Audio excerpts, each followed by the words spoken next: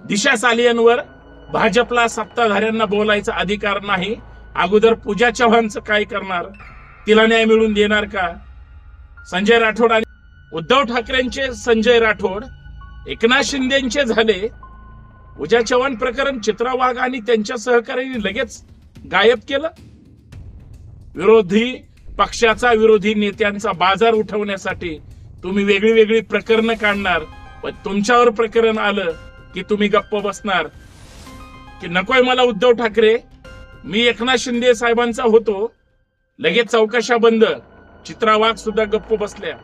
उद्धव ठाकरेंकडे किंवा विरोधी पक्षाकडे जे जे लोक होती त्यांच्या पाठीमागे ईडी लावली किंवा वेगळ्या वेगळ्या चौकशा लावल्या, ते तोत्रा सोमय्यापासून सगळे ज्या पद्धतीनं ओरडत होते, सगळे सत्ताधारी तीनही पक्षाचे ज्यावेळेस वाचाळवीर महापुरुषांची बदनामी करतात, हेच आरोप करून सभागृह गाजवणारे आणि पायऱ्यावर बोंबलणारे महापुरुषांची बदनामी झाल्यावर मुख गिळून का गप्प बसतात?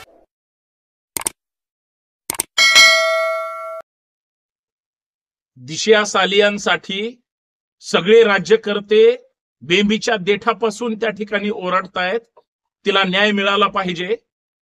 मग पूजा चव्हाणसाठी चित्रा वाघ किंवा सगळी भाजपची मंडळी का त्या ठिकाणी गळा काढत नाही? फक्त मीडियामध्ये राहण्यासाठी आणि स्टंट करण्यासाठी पूजा चव्हाणचं प्रकरण उचललं गेलं, संजय राठोडांवर आरोप केले, पण ज्यावेळेस उद्धव ठाकरेंचे संजय राठोड एकनाथ शिंदेचे झाले, पूजा चव्हाण प्रकरण चित्रा वाघ आणि त्यांच्या सहकार्याने लगेच गायब केलं। फडणवीस साहेबांना संजय राठोड जवळचा वाटला, त्यांचा राजीनामा घेतला नाही किंवा त्यांचा राजीनामा त्या ठिकाणी सत्तेमध्ये सहभागी असल्यामुळं चकार शब्द सुद्धा केलेला नाही। उद्धव ठाकरे किंवा उद्धव ठाकरेंचा मुलगा आदित्य ठाकरे दिशा सालियन प्रकरणाशी जोडून त्यांच्यावर आरोप केले जातात, चौकशी व्हावी म्हणून मागणी केली जाते। दिशा सालियन प्रकरणात जे जे आरोपी असतील त्यांच्यावर शिक्षा झालीच पाहिजे, कुणाला पाठीशी घालायची गरज नाही। पण जयकुमार गोरे साहेब असतील, संजय राठोड साहेब असतील, यांच्यावर तर दिवसा ढवळ्या आरोप झाले, पुरावे दाखल झाले, पोलिसांची चर्चा झाली। फक्त संजय राठोडनी एक गेम खेळला की नकोय मला उद्धव ठाकरे, मी एकनाथ शिंदे साहेबांचा होतो, लगेच चौकशा बंद। चित्रा वाघ सुद्धा गप्प बसल्या। उद्धव ठाकरेंकडे किंवा विरोधी पक्षाकडे जे जे लोक होती त्यांच्या पाठीमागे ईडी लावली किंवा वेगळ्या वेगळ्या चौकशा लावल्या, ते तोत्रा सोमय्यापासून सगळे ज्या पद्धतीनं ओरडत होते, मी म्हणेल भुंकत होते, फक्त सत्ताधारी पक्षासोबत सगळे एकत्र आल्यानंतर ते सगळं प्रकरण निवळलं। महाराष्ट्रातल्या जनतेला फक्त मूर्खात काढायचा कार्यक्रम आहे असं कुणालाही वाटत नाही। ज्यांना ज्यांना ईडीच्या नोटिसा आल्या होत्या, त्यांच्या सत्ताधारी पक्षासोबत आल्यानंतर ईडी ची चौकशी का बंद होते? तसंच उद्धव ठाकरेंचं जे जे जवळ असतील, मग मुलगा असेल किंवा इतर कार्यकर्ते, त्यांना आरोपीच्या पिंजऱ्यात उभा करायचं। दोषी असतील तर बिलकुल करा, त्यांचं समर्थन करायला मी आपल्या समोर आलेलो नाही। पण आपला तो बाब्या आणि दुसऱ्याचं ते कार्ट, हे धंदे कशासाठी? जयकुमार गोरे साहेबांनी 300च्या वर फोटो म्हणे त्या महिलेला अश्लील पाठवले, त्या महिलेने तक्रार केली का हो त्यांच्यावर कारवाई झाली नाही, त्यांचं मंत्रिपद गेलं नाही? म्हणजे प्रमुख पदावर असणारे लोकप्रतिनिधी जर अशा पद्धतीने वागत असेल आणि पक्ष त्यांना संरक्षण देत असेल, तर कुठल्या चारित्र्याच्या गप्पा करता? आणि जनता जनार्दन सुद्धा याच लोकांना निवडून देतं, याच पक्षाला निवडून देतं आणि यांनाच मुख्य पदावर सत्तेमध्ये बसवतं। तुम्ही आम्ही आत्मपरीक्षण करणार आहोत की नाही? संजय राठोडांचं ते झालं, ज्या पूजा चव्हाणला घर दिलं, तिच्या सगळी हौस मौज पुरवली. ज्यावेळेस त्या प्रकरणामध्ये नाव आलं, अर्थात ती ज्या पद्धतीनं ज्या अवस्थेमध्ये सापडली, सुसाईड केली, ज्याच्यामुळे त्या पूजा चव्हाणनी जीव दिला, त्या संजय राठोडांना साधे FIR मध्ये हे करून अटक तरी झाली का? आणि कोण कुठली दिशा साली यार? म्हणजे महाराष्ट्राच्या बाहेरची आहे, ठीक आहे, मुंबईमध्ये राहते, सुशांत सिंग प्रकरणाशी निगडीत होती, मीडिया ट्रायल जोरात होती, ती सुद्धा या भारताची लेखच आहे. परंतु बाहेरचं प्रकरण महाराष्ट्रातल्या नेत्यांना टार्गेट करण्यासाठी चालवलं जातं. महाराष्ट्रातले हे डोमकावळे जे शोषण करतात त्यांचं काय करणार? या विषयावर कोणी चर्चा करणार आहे की नाही? मित्रांनो, चर्चा संतोष शिंदे करणार, म्हणून सर्वांचं या चर्चेमध्ये हार्दिक शिवस्वागत. जय जिजाऊ, जय शिवराय, जय महाराष्ट्र. मित्रांनो, या सामाजिक विचारपीठावर आपलं स्वागत आहे. महाराष्ट्रातल्या मुद्द्यावर महाराष्ट्रातल्या नेत्यांना जाणीवपूर्वक टार्गेट करून महाराष्ट्रातल्या नेत्यांचं करिअर उद्ध्वस्त केलं जातं. आरोप करून त्यांना संपवण्याची भाषा होते, आणि ज्यांच्यावर आरोप होतात, ज्यांना टार्गेट केलं जातं, ते फक्त विरोधी पक्षातले असतात. विरोधी पक्षातले टार्गेट केलेले लोक सत्तेसोबत गेले की त्यांच्या मागचं शुक्ल काष्ट संपतं. हा कुठला नियम, ही कुठली नीती, हे कुठलं राजकारण? ह्याला तर गलिच्छ आणि घाणेरडं राजकारण म्हणावं असं मला वाटतं. म्हणून मी आपल्या समोर चर्चेला आलोय. पूजा चव्हाण महाराष्ट्राची लेख होती.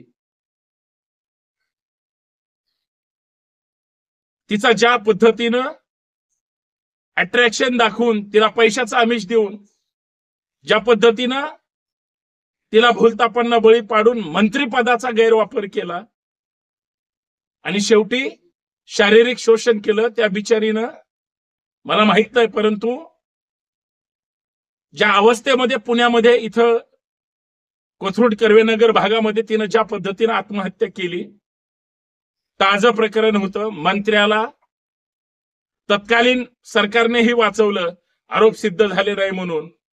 आणि विरोधी पक्षात भाजप होतं, चित्रा वाघ त्यांच्या नेत्या होत्या. ज्या पद्धतीनं त्यांनी आंदोलन केलं, आवाज उठवला, स्वतःचं मार्केटिंग केलं, आज आमदार झाल्या. परंतु त्यांनी या प्रकरणामध्ये राजीनामा घेईपर्यंत प्रकरण शेवटापर्यंत नेलं नाही. जसं धनंजय मुंडेंवर आरोप झाले, त्यांच्या वाल्मिकरांनी हत्या केल्या, इथं धनंजय मुंडेंचा प्रत्यक्ष सहभाग नसला तरी त्यांचे चेले चपाटे होते ज्यांनी हत्या घडवली. सगळ्या महाराष्ट्राने राजीनामा मागितला. शेवटी 73 दिवसांनी का असेना राजीनामा द्यावा लागला. इथं तर एका स्त्रीचं शोषण केलेलं आहे, पण संजय राठोडांनी राजीनामा दिला नाही. उलट मंत्रिपदावर मंत्रिपद, नेते त्यांच्या कार्यक्रमाला जातात, त्यांनी बंडखोरी केली. त्यांना माहिती आहे उद्धव ठाकरेंकडे आपल्याला संकट येईल, भाजप सोबत जाऊ म्हणून शिंदे साहेबांसोबत गेले. काय पावती मिळाली? त्यांच्या केसालाही कोणी धक्का लावू शकला नाही. तुम्ही दिशा सालियांबद्दल आदित्य ठाकरेंना टार्गेट करता, बिलकुल करा, ते आरोपी असतील तर. पण ते म्हणतात आम्ही कोर्टात जे काय करायचं ते करू. पण ज्यांच्यावर प्रत्यक्ष आरोप आहेत, ज्यांचा प्रत्यक्ष सहभाग आहे, संजय राठोड ताजं शिळ दोन्ही प्रकरण आहे. का हे केलं गेलं? सभागृहात ज्या पद्धतीने आग पकड चित्रा वाघ करत असताना दिसल्या, त्यांचे कार्यकर्ते संजय राठोड भाजप सोबत आहेत, त्यांचा तो बाब्या आणि दुसऱ्याचं ते कार्ट, असं कशामुळं? महाराष्ट्रात फक्त महिलांवर अन्याय अत्याचार होणार, पण त्यांना न्याय मिळणार नाही, त्यांचं शोषण होणार, आरोपीला शिक्षा होणार नाही. मंत्री आहेत म्हणून महिलांचा कसाही गैरवापर करणार, शिक्षा होणार नाही. सरकारचे मंत्र्यांचे, मुख्यमंत्र्यांचे लाडके मंत्री म्हणून त्यांना कोणीच काही करणार नाही.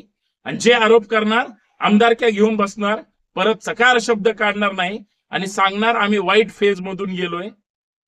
तुमच्या समोर तुमचे नेते त्यांना मंत्रिपदात घेतात, तुम्हाला काहीच वाटत नाही? दिशा सालियनवर भाजपला सत्ताधाऱ्यांना बोलायचा अधिकार नाही. अगोदर पूजा चव्हाणचं काय करणार? तिला न्याय मिळवून देणार का? संजय राठोड आणि जयकुमार गोरे साहेबांवर जे आरोप आहेत त्याचे अगोदर चौकशी करणार का? मग दिशा सालियनवर बोला. महाराष्ट्रातल्या गोष्टी महाराष्ट्रात उघडून दाखवा अगोदर, मग बाहेरच्या गोष्टी चर्चा करा. इतकं साधं सरळ मत आहे. पण ती सुद्धा कुणाची तरी लेख आहे, कुणाची तरी बहीण आहे. तिला सुद्धा न्याय मिळाला पाहिजे. जो आरोपी असेल त्याला कायद्याने शिक्षा मिळाली पाहिजे. पण विरोधकांना दाबण्यासाठी, विरोधकांवर आक्रमण करण्यासाठी, विरोधकांना नामोहरण करण्यासाठी किंवा विरोधी पक्षाचा, विरोधी नेत्यांचा बाजार उठवण्यासाठी तुम्ही वेगळी वेगळी प्रकरणं काढणार. पण तुमच्यावर प्रकरण आलं की तुम्ही गप्प बसणार. सांगा, सगळे सत्ताधारी तीनही पक्षाचे ज्यावेळेस वाचाळवीर महापुरुषांची बदनामी करतात, हेच आरोप करून सभागृह गाजवणारे आणि पायऱ्यावर बोंबलणारे महापुरुषांची बदनामी झाल्यावर मुख गिळून का गप्प बसतात? त्यांना महापुरुष महत्वाचे वाटत नाहीत का? साधा सरळ प्रश्न आहे, उत्तर मिळालं पाहिजे.